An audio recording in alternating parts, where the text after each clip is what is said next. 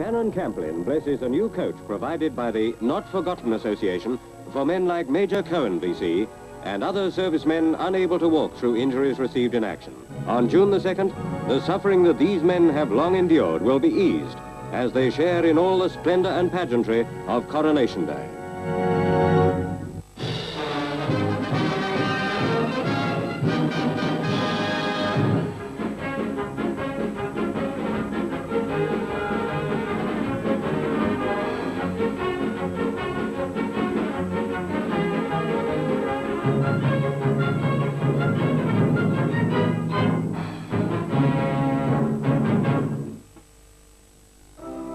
The pill really enabled me to live my life as I wanted to. I did have sex with an awful lot of men, God bless them all. It was the first time that women could behave like men. But her repeated health scares changed attitudes to the pill. I think rejecting the pill is rejecting the 70s in as much that I do want to think more about my relationships. The pill, blessing or burden? Timewatch investigates Wednesday at 8:10 on BBC2. There's 40s crime drama in 10 minutes here on BBC2 when Dennis O'Keefe attempts to find the man who framed him in the complex thriller Raw Deal. That's after the latest news now with Moira Stewart.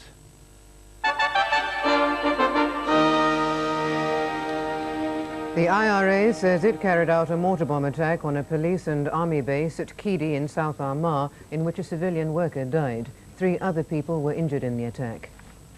The mortar bombs exploded inside the base as the workmen were moving a portable cabin by crane.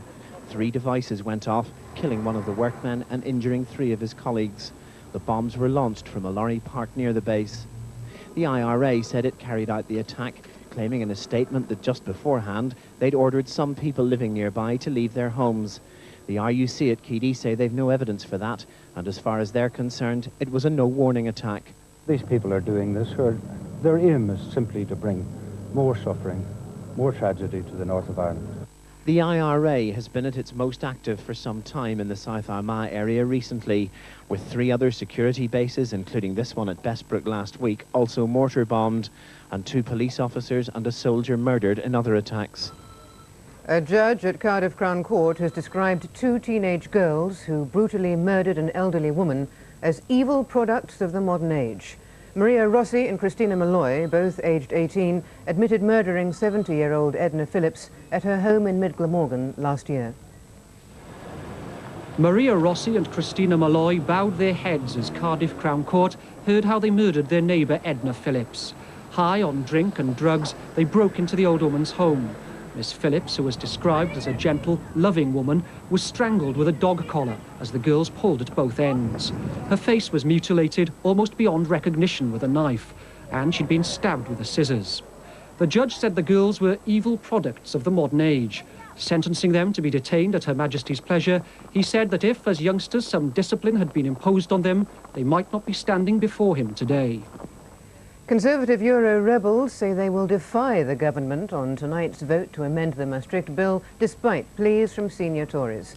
Government business managers met the Prime Minister at Downing Street this morning to discuss the vote. They're concerned that a defeat for the government would delay the bill for several weeks. The Anglican Bishop of Gloucester, the Right Reverend Peter Ball, has resigned after being formally cautioned by police for an offence of gross indecency. In a statement, he said that his 15 years as a bishop had been marked by an ever-increasing workload, which led to greater and greater stress.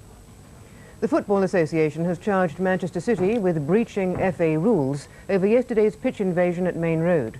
A full inquiry will also be carried out after hundreds of fans ran onto the pitch near the end of the FA Cup quarter-final tie against Spurs.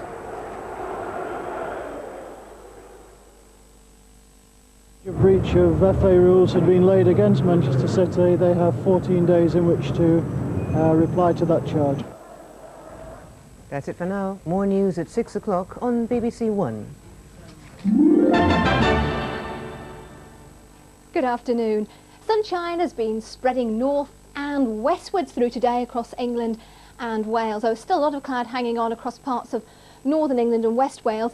Here too we'll see those clearer skies moving northwards during the night. As a result, a little bit misty by the end of the night and a widespread frost for England and Wales too. Away from the southwest there, temperatures just staying above freezing. And only pockets of frost over southern Scotland and Northern Ireland. Further north still, well there, the cloud and rain maintaining itself and pushing away northwards as it fizzles out during tomorrow.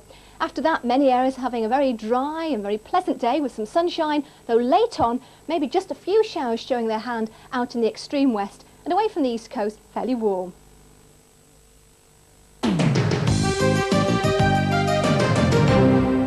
Good afternoon. The inquest is underway in Wakefield into the deaths of 5 people following an explosion at the Castleford chemical factory Hickson and Welch.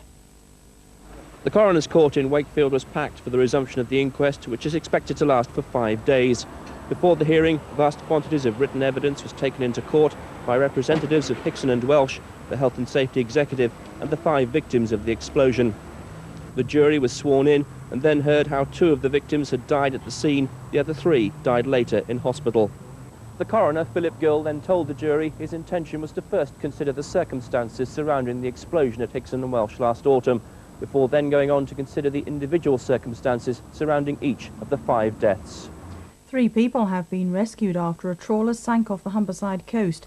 The incident happened 17 miles off Spurn Point. The crewmen were taken off the trawler Hesperian by the crew of a second fishing vessel. The Bridlington-operated Hesperian was involved in a rescue off Flamborough Head earlier this year. Investigations are continuing into the cause of a fire in Bradford in which an elderly man died.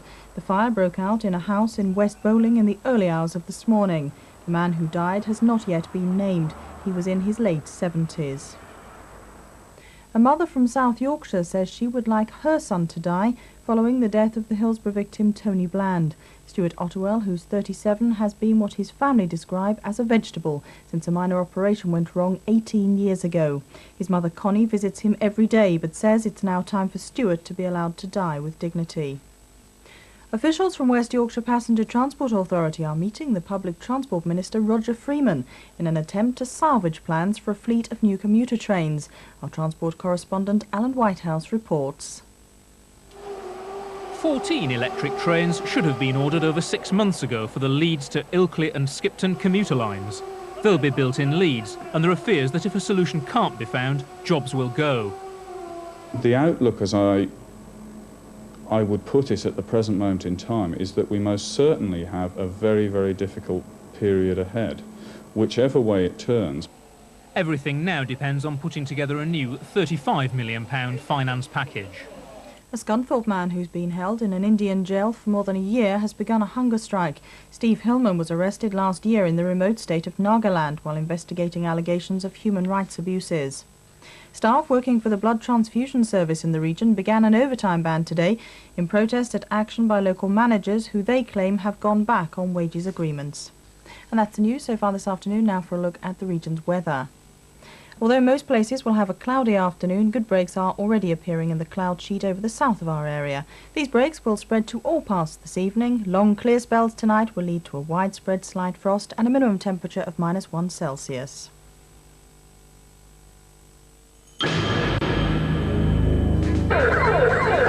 Cousins. Essex Car Centre. You haven't sold a car for 3 weeks. You think, God, how am I going to pay the mortgage this month? Well, he wanted to become a millionaire. That's all. I think women should pay their own way.